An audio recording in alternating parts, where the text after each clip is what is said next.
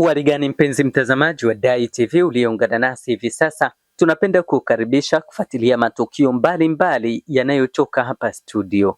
Ifuatayo ni habari kutoka taasisi ya TAMPRO yenye makao yake makuu jijini Dar es Salaam Magomeni. Imeongoza mafunzo maalum ya jinsia ya kuandaa mpango mkakati wa ndoa. Ni mafunzo yaliyofanyika kwenye ukumbi wa Ndarusia Training Center. Ukumbi huo upo Kariakoo mkabala na soko kuu. Mwendesha mafunzo hayo alikuwa ni amiri wa TAMPRO Brother Haji Mrisho akisaidiwa na mkurugenzi mtendaji wa TAMPRO Brother Mrisho Mbwembwe.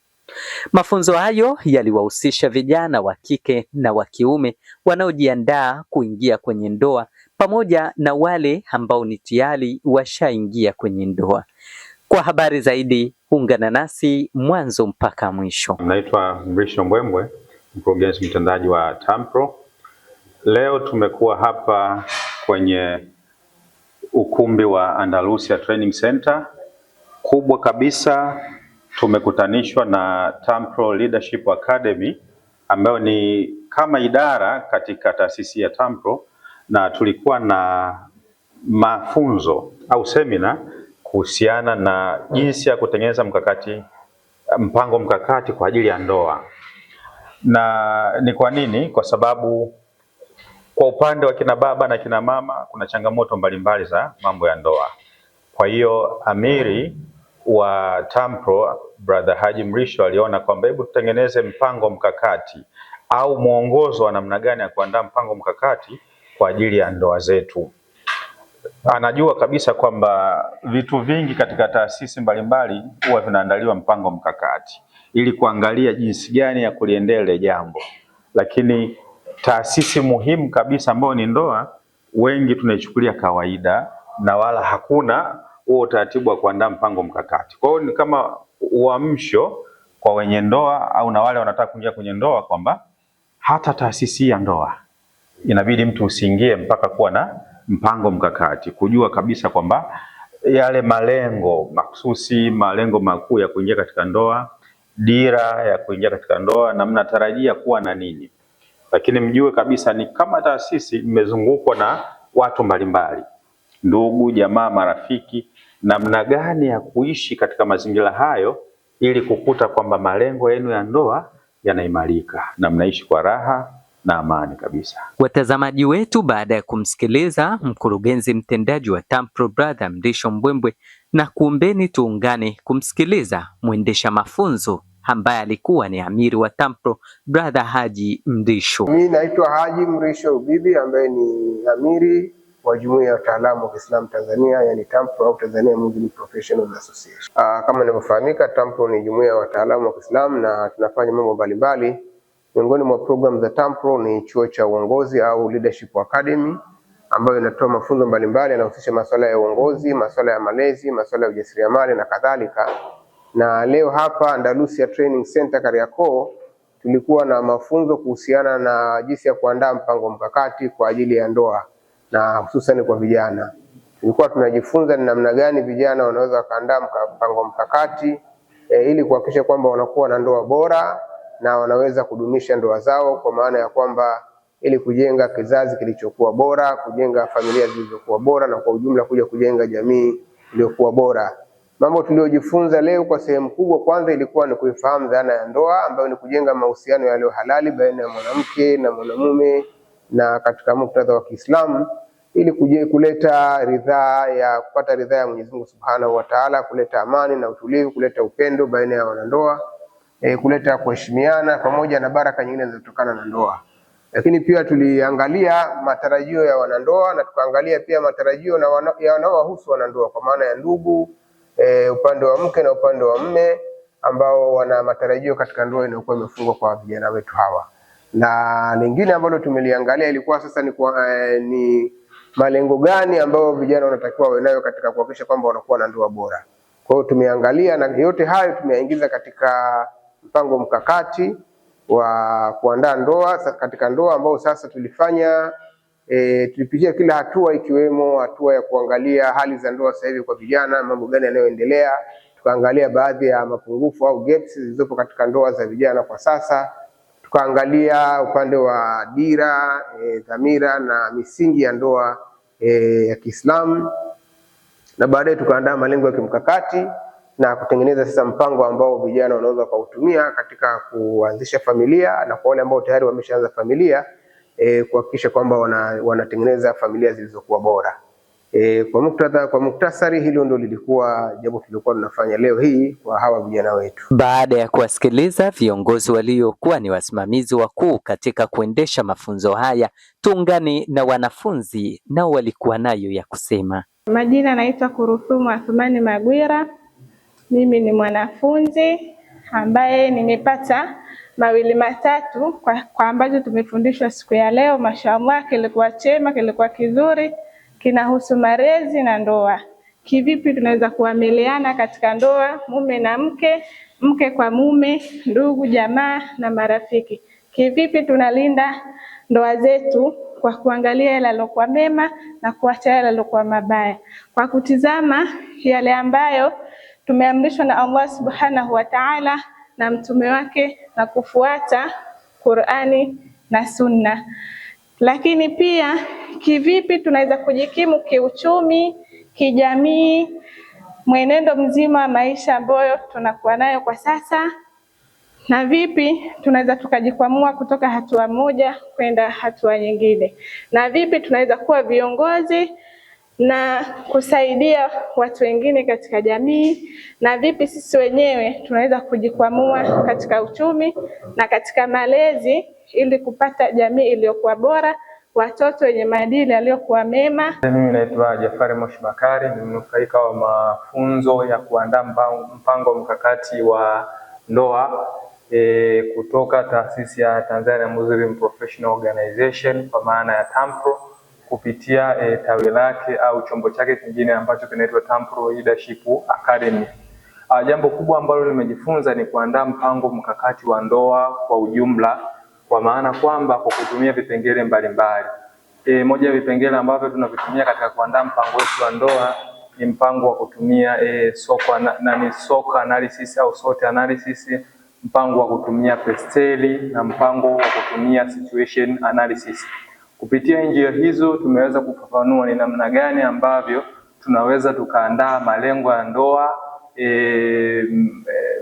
ya ndoa, lakini ni kivipi haya malengo tunaweza kuyatimiza kwa kuandaa mpango mkakati wake, kuandaa ni namna gani tunaweza tukafikia. Kwa hiyo kikubwa nishukuru sana uongozi wa TAMPRO Leadership Academy kutoka TAMPRO kwa kutupa mafunzo ya kuandaa mpango mkakati ambao utaturahisishia sisi vijana ambao tunakwenda kufunga ndoa au vijana ambao wamekwenda kufunga ndoa, wamesha kufunga ndoa, ili ndoa zao ziweze kuwa salama na zina manufaa hapa duniani na kesho akhera. Hivi ndivyo ilivyokuwa katika mahojiano ya waandishi wa habari yaliyoendelea katika ukumbi wa Andalusia. Tuungane kutazama baadhi ya matukio katika tukio hili. Mpango mkakati unazungumzia hali za ndoa hivi sasa. Kuna kitu kinaitwa situation analysis. Wale mliofika mwanzoni, uchambuzi wa hali za ndoa hivi sasa, na kuna zana za kufanyia uchambuzi. Ya kwanza inaitwa PESTEL, ya pili inaitwa SWOT au SWOT, alafu kuna nyingine inaitwa Porter's 5 forces. Tutaelekezana moja moja kuzijua tu kwa ujumla, alafu tutaangalia tunaweza tukazitumia. Sio lazima utumie zote, unaweza kutumia moja. Kwa mfano inayotumika sana ni nini? Inatumika sana ni nini? SWOT. You are right. Ambayo inaitwa SOC. Ikiwa T ni threat, ikiwa C ni challenge. Kwa unaweza kutumia SWOT, ndio unatumia sana. Ambao kwa wengine wanatumia SOC kwa maana ya challenge badala ya threat. Kwa tunaangalia maono, dhamira na maadili ya ndoa. Ndoa yenu, maadili yenu nyinyi ni nini? Maono yenu nyinyi ni nini? Alafu tuangalia mapengo, mapungufu katika ndoa. Kama mtakumbuka tulisema hii hapa, kwa kuwa ndoa yetu, kwa kuwa mpango wetu tunaashimu kwamba hatuna mpango kabisa, hii itakuja hapa. Itakuja hapa. Alafu hii zitapanda juu kidogo. Tutaangalia mapengo au mapungufu katika ndoa. Kuna mapengo na mapungufu gani katika ndoa zetu? Tutaangalia mambo yanayojenga na kubomoa ndoa. Tutaangalia malengo ya kimkakati ya ndoa, mikakati ya kujenga ndoa bora na utekelezaji wa mpango wa ndoa. Tuanzie hapo. Kama nilivyosema, kuna machaguo muhimu tunatakiwa tufanye. Tuna machaguo tunatakiwa kufanya kama wanandoa. Ya kwanza matarajio kwa maana ya malengo na mikakati tunataka kutumia. Mambo gani mnataka kujikita nayo, wapi na akina nani muwe nao? Mzugu, unaishi na nani wewe kwenye nyumba yako? Unaishi wapi? Kigamboni. Kabla hapo ulikuwa unaishi Kigamboni wewe. Ulikuwa unaishi wapi? Vikindu. Sio Gongo la Mboto. Zamani. Alikuwa Gongo la Mboto. Sasa hivi anaishi wapi? Kigamboni. Unaishi na watu wangapi?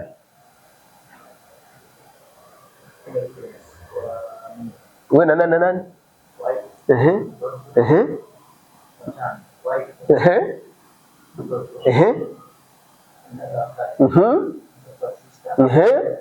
Nilikuwa namtafuta huyo namba 4 huyo. Nani? Mtoto wa kuna mimi hapa hapana bana. Mimi ndugu hapa sitaki bana. Je, wewe unataka mambo gani unataka mjikite nayo? Wapi mnataka muishi? Na kina nani muwe nao? Tunaelewana vizuri? Haya, lingine mnajitofautisha vipi kama familia? Tunataka kujua familia ya huyu bwana na huyu bwana tofauti ni nini? Familia yetu, mimi nilipokulia kwa mzee wetu, tofauti yetu kubwa ilikuwa moja. Mzee pale nyumbani kwake ilikuwa hakatai wageni. Yaani haiwezi kuja mgeni afu mkahisi kwamba labda anajifeel kwamba sasa hao wamekuja na niwa. Kwa hiyo watakuja wageni wengi sana, lakini sharti lake ni moja, hajiconstrain. Yaani wageni waje wengi kadri watakavyokuwa, lakini atafanyaje? Chakula mtakula hicho hicho. Kwa hiyo ukipata tonge moja shauri yako na nini. Mnajitofautisha vipi ninyi kama familia? Kwamba ile familia bana mashaallah, wale bana 1 2 3. Tofauti yenu ninyi na nyingine ni nini? Lazima iwepo. Alafu mnajipangaje ndani kufikia huko? Sasa haitokei tu. Kwa mfano nitawapeni mfano rahisi sana. Ukiona nyumba ina wageni, ujue nani mkarimu? Baba, mama. Ukiona nyumba ina paka, baba, mama. Ni baba uviazi. Mama mnapenda paka? Sio sana. Ukiona nyumba ina paka na wageni, ujue baba na mama ni wakaribu wote. Na mifumo yetu mtakayotumia. Sawa, sasa hiyo ndio pastel.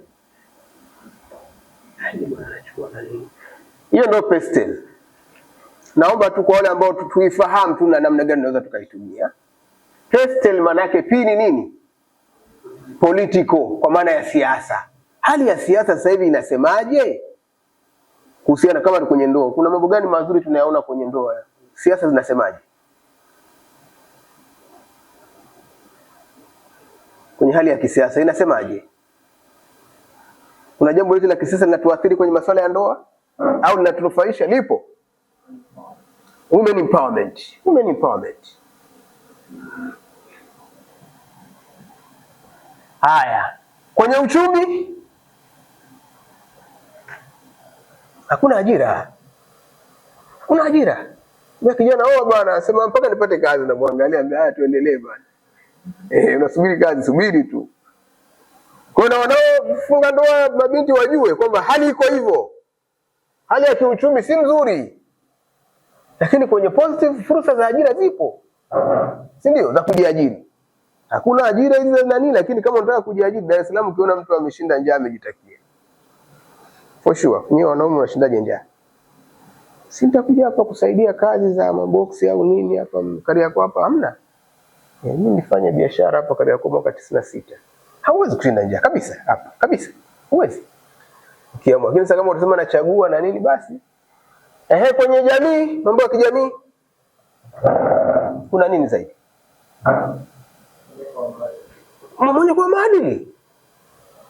kwa maadili.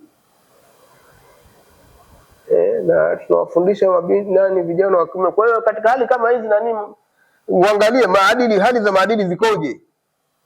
Kwenye teknolojia ndio usiseme. Mnachumbiana kwenye ndoa. Kwenye nini? Kwenye simu. Unajideceive wewe mwenyewe, unajidanganya. Juzi nimetumiwa picha moja nikataka kusema huyu kijana mnampeleka kwenda kuongea na mabinti huko, mbona ni shida? Kumbe ametumia nini? AI. Hii simu anaitumia. Yule kijana wa IT yule mlituma picha yake pale na nini. Mimi nikajua ndio mwenyewe alivyo. Unaikumbuka ile simu yako kwenye AI? Sasa mtoto wa kiume unampeleka kwa, kumbe sio yeye mwenyewe ni mtu wa kawaida kabisa na nini. Lakini kuna faida zake pia. Kuna faida zake. Kwa mfano vijana wengi wenyewe hamjui kutumia AI, inaweza kusaidia vitu vingi sana kama unaitumia positively. Vitu vingi sana unaweza kuvifanyia. Mazingira, kuna jambo lile la kimazingira linatuletea shida, kama lipo utasema. Sheria hakuna. Yapo.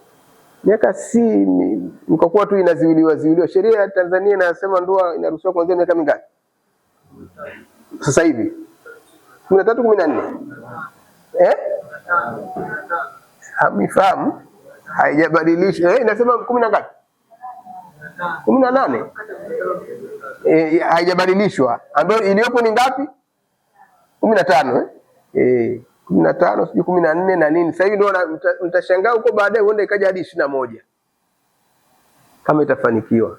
Sasa hiyo pia utaangalia zina athari gani kwenye jamii. Lakini PayStyle hatuitumii sana katika, nimeielezea tu ili tuifahamu zaidi kama kuifahamu.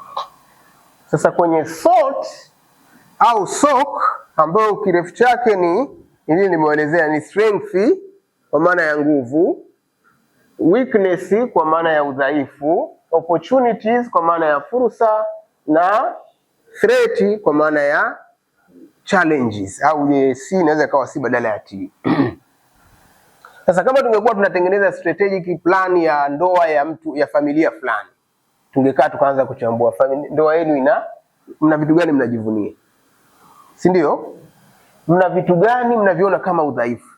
Strength ni ndani na udhaifu ni ndani. Opportunity ni nje, fursa ni nje. Kuna fursa gani kule nje? Na changamoto ni nje. Kuna changamoto gani kule nje ambazo changamoto ni jambo ambalo wewe mwenyewe huwezi kuliondoa kirahisi. Tunaelewana vizuri? Sasa kama ingekuwa tunafanya strategic plan ya familia moja tungeweza kufanya kitu cha namna hii. Lakini kwa kuwa tuko pamoja basi tutafanya ya kijumla. Alafu tutajua namna gani ya kuziingiza huko. Ya mwisho ni Porter's 5 forces. Njia 5 za ushindani. Washindani wakubwa au wenye nguvu uliowakuta. Kwenye ndoa mfano wake ni nini? Mimi mzee wa miaka 50 jamani, lazima nitawafundisheni mambo ya kiutu uzima ili muelewe. Washindani wakubwa au wenye nguvu uliowakuta. Kama ni kwenye umeanzisha kampuni ya simu labda kuna Vodacom. Tumeelewana vizuri? Yeah. Umeanzisha shule, sana ndio shule ya kimataifa, unajua kuna fedha, kuna nani, si ndio? Kwenye ndoa nani? Yaani wewe kama umeolewa bi mdogo, umemkuta bi mkubwa, si ndio Madaila? Yeah. Kuna watu wanamke zaidi ya mmoja, acha nitasema hivi.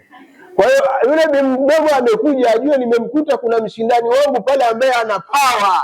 Kisha kana huyo mtu miaka mingapi? 10 na kitu. Samahani wa dada, najua baadhi pengine mmeolewa mke zaidi ya mmoja au ndo wake wa kwanza. I have to tell you ili kuwasaidia. Ukichukua wanawake 10, 7 wanaowachika ni wadogo wakubwa. Wale wachika, walioingia kwenye mitala. 7 wanakuwa ngapi? Wadogo. Mnajua sababu? Huyu amekaa naye miaka 10 na ngapi huyu? Ameshamjua huyu jamaa nje ndani. Alafu wewe mgeni unakuja na sera mpya. Utazama sasa anaanza kuharibu mfumo wa maisha huyu.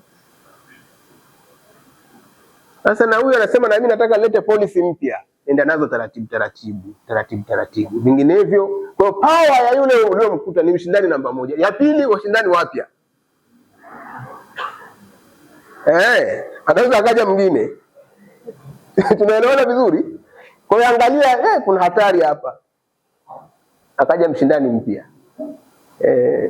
Kuna kesi moja nilikuwa ninahadithiwa ngumu sana, yani na hii wa nani nyewe wa kaka muwe makini sana na vitu vya namna hiyo. Kitu we do it, lakini sometimes ni vizuri sana kwa consult wake zetu.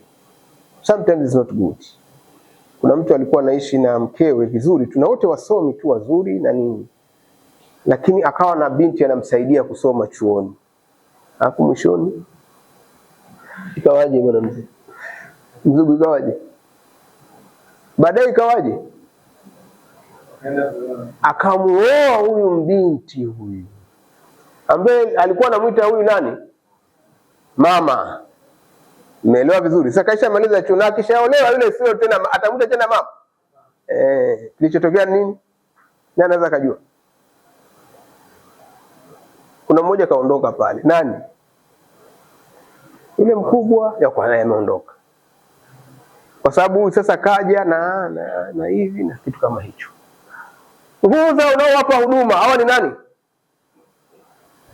Nguvu za unaowapa huduma ni kina nani hao? Ndio wale alisema nani?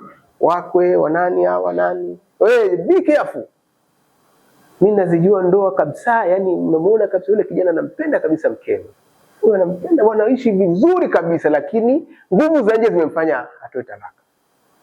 And I know one case ambayo ni ngumu kabisa na zinatokea kwamba mtu ameoa halafu labda kuna pressure labda ya mzazi na nini, mzazi anafariki anamrudia mkewe.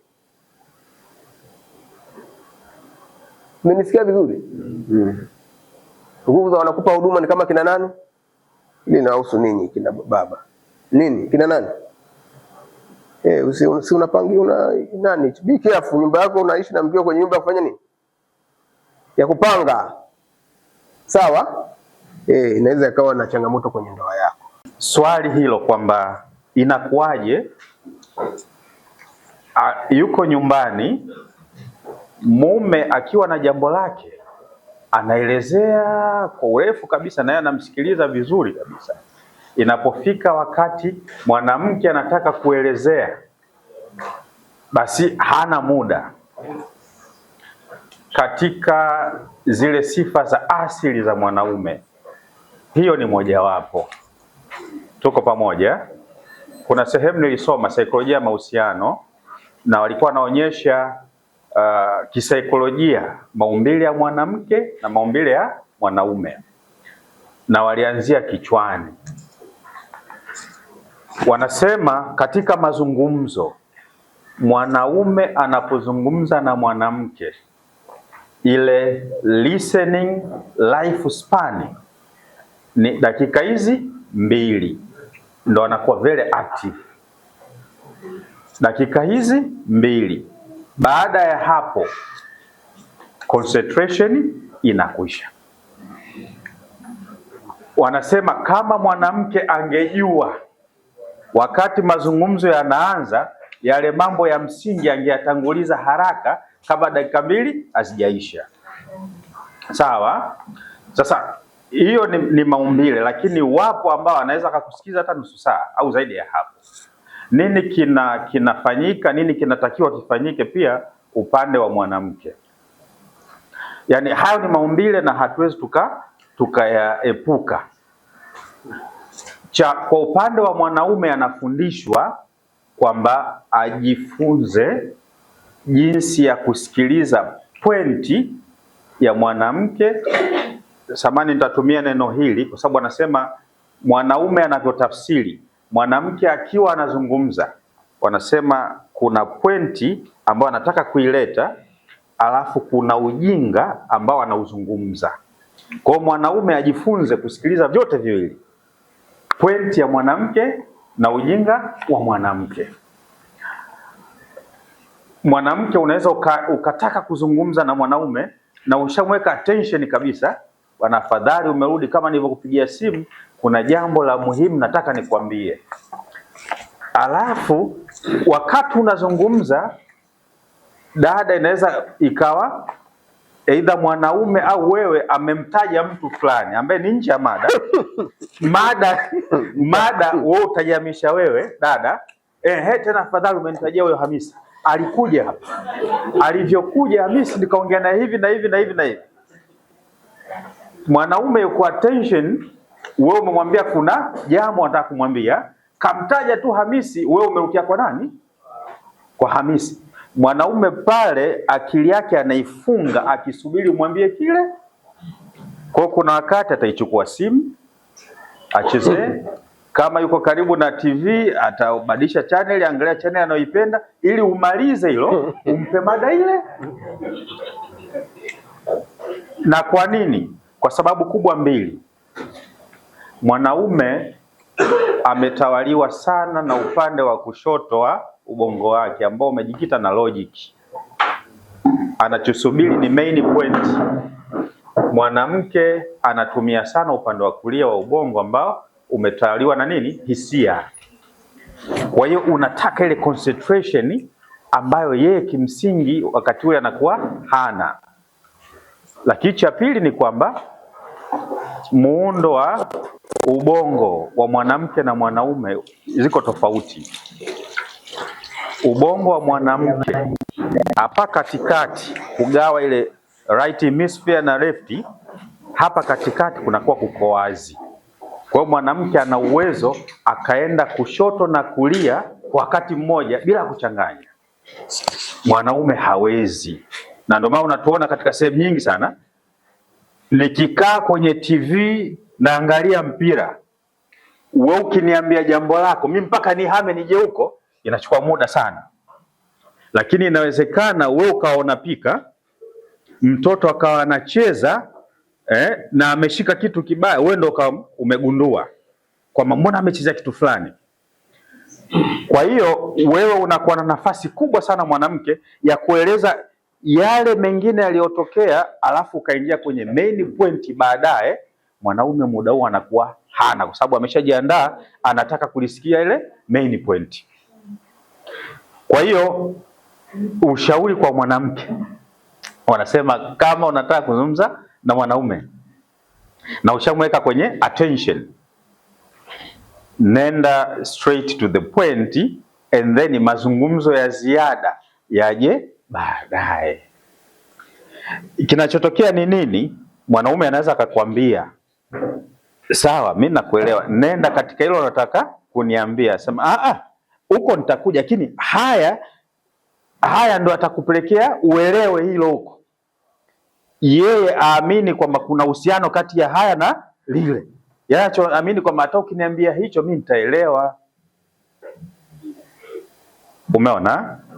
Kwa hiyo ni sifa maumbile kabisa mojawapo kati ya mwanamke na mwanaume. Na kuna lingine hivi, mwanamke anapokuwa kwenye shughuli zake na mizunguko yake, kinachomkuta kazini au kwenye mizunguko anakibeba kwa attention kwamba nikifika nyumbani ndio sehemu ya kutoa mizigo yangu. Sawa?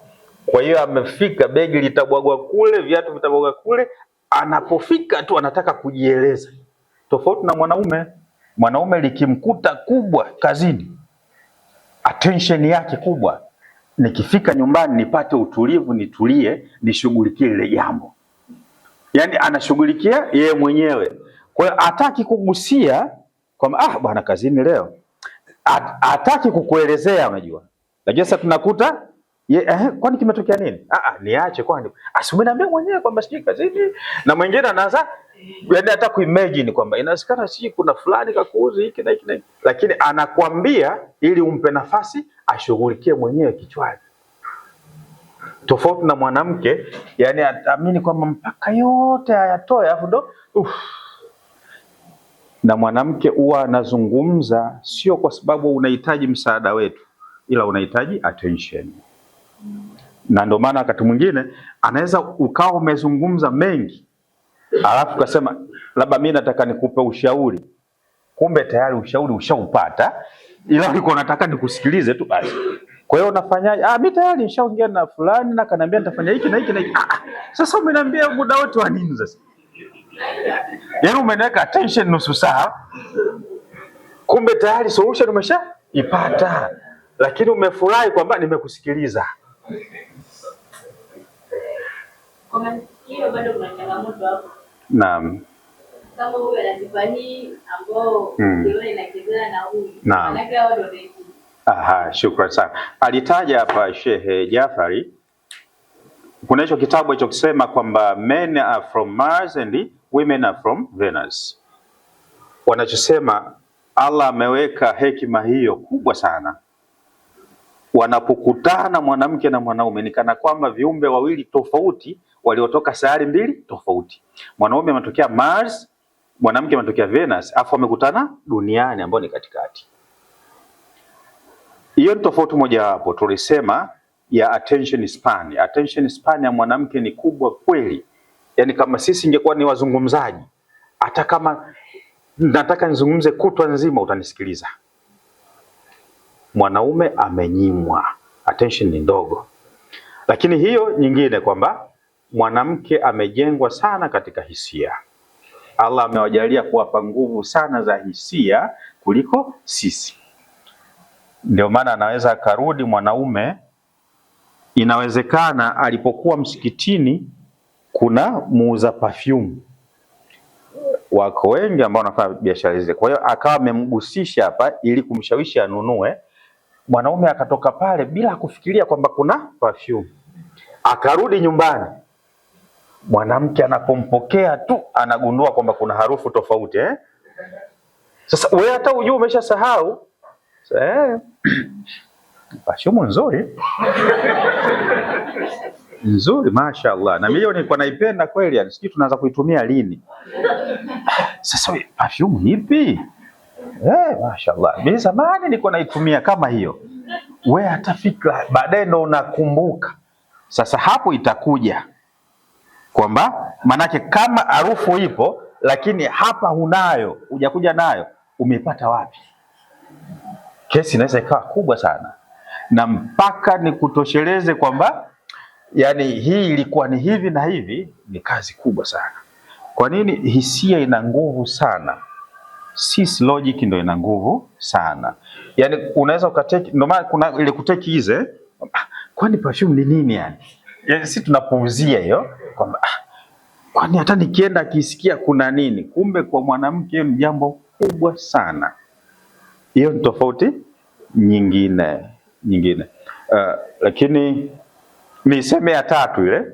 Kisoma kitabu hiko wanasema mwanamke mara nyingi huwa havutiwi sana na kitu, ila huwa anavutiwa zaidi na hisia zake kuhusiana na hicho kitu, wakati sisi tunavutiwa na kitu. Mwanaume atapenda zaidi umletee zawadi, kwa mfano viatu, shati.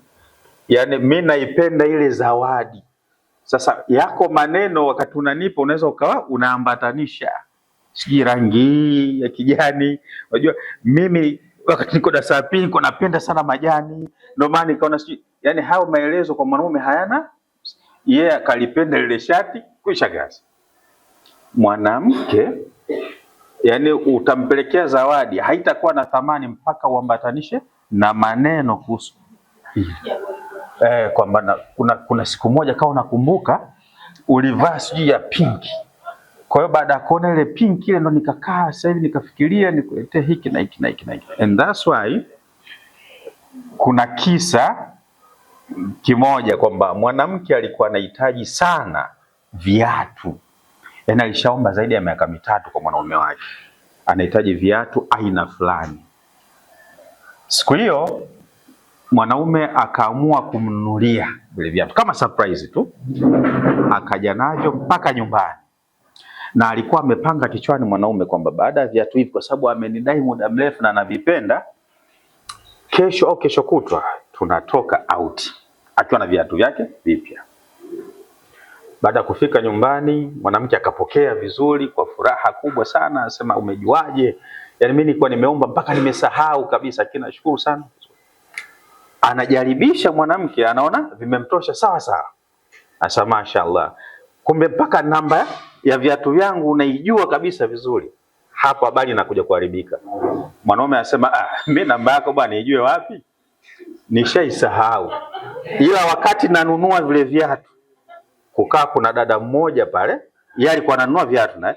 Niliangalia miguu yake, nikaona inalingana na yako.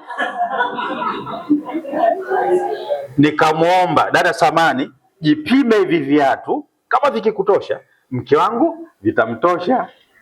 Unadhani habari itakuwa nzuri hapo? Sasa basi mpelekee huyo ambaye alivipima. Mwenye viatu vyake. Kumbe kuna mtu mwenye viatu vyake ndo vimemtosha na nini, afu nakuja kuniletea mimi. Kwa licha ya kwamba ulikuwa unavihitaji kwa muda mrefu sana na umevifurahia, kuambiwa tu alijaribisha mwanamke na kumbe yani hata namba yangu huikumbuki, maana yake mimi hunipendi. Unaona? Unipendi basi. Kwa hiyo sisi tunapenda vitu, nyinyi mnapenda hisia zinazoendana na kile kitu. Hiyo ni tofauti nyingine kubwa sana. Dada kwa ana swali haya, uliza. Au unataka kuongezea? Naam.